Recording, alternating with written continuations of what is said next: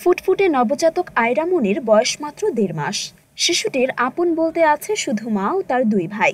কারণ পৃথিবীর আলো দেখার আগেই আয়রা মনি হারিয়েছেন তার বাবা আলমগীর হোসেনকে। ওয়ালটনের পণ্য কিনে জিতে নিতে পারেন নগদ 20 লক্ষ টাকা। Double million offer, Walton fridge কিনে পেতে পারেন 20 লক্ষ টাকা। রয়েছে কোটি কোটি টাকার নিশ্চিত উপহার। এখন সন্তানদের ভবিষ্যতের কথা চিন্তা করে কেঁদে দিন কাটে মা হোসনে আরার।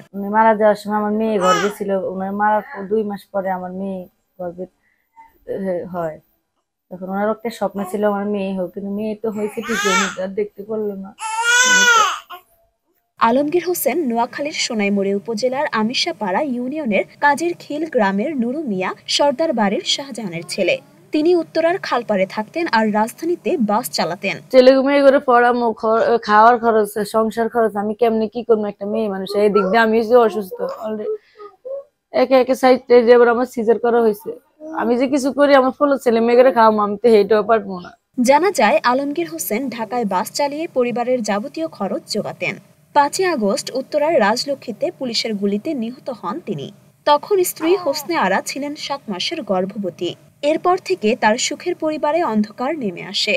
পরিবারের একমাত্র উপার্জনকারীকে হারিয়ে শোকে কাতর হয়ে পড়েন তিনি। উনি যখন রাস্তা বের হয়েছে, ওনার মানে গুলিটা মাথার মধ্যে লাগে, গুলির পুরো মাথার খুলিটা পড়ে গেছিল, মোদক ছিটে পিটে গেছিল, মনে হচ্ছে ছড়কা গুলির মতোই লাগছিল। যখন পড়ে গেছে হয়তো পাবলিকরা ইচ্ছে মতো পারাইছে। আমি যখন আসছে আর দেখছি ওনার হাত ভাঙ্গা, হাতের মধ্যে প্যাক, বুকের মধ্যে প্যাক, শার্টটা পুরো ছিঁড়া বিড়া রয়েছে, শার্টের অবস্থা অনেক খারাপ ছিল। আমার শ্বশুরে বলতেছে উনি দেখবে যতকাল বাঁচে।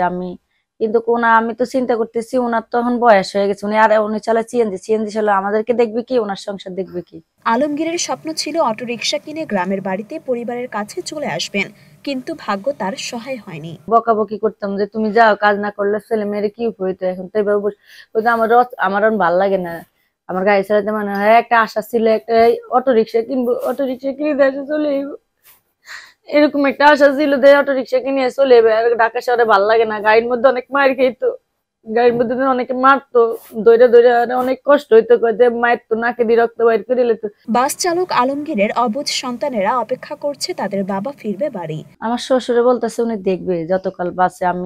কিন্তু আমি তো চিন্তা করতেছি ওনার তখন বয়স হয়ে গেছে, উনি চালায় সিএনজি চালায়, আমাদেরকে দেখবে কি, ওনার সংসার দেখবে কি?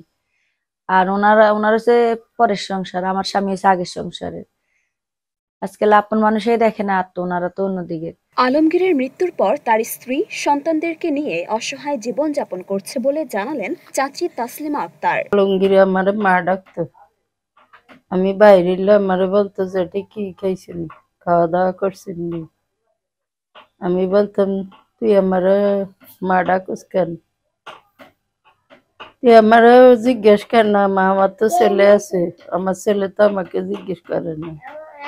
এখন তার ওয়াইফ সুইটি তো এখন 3টা ছেলে মেয়ে বাচ্চা কাচ্চা নিয়ে খুবই কষ্টে আছে। আলমগীর বড় আকারের সরকারি সহায়তা পাবেন, তাছাড়া উপজেলা প্রশাসন সবসময় তার পরিবারের পাশে থাকবে বলে জানালেন সোনাইমুড়ি উপজেলার নির্বাহী অফিসার নাসরিন আক্তার। মরিয়ম মিম, ঢাকা পোস্ট।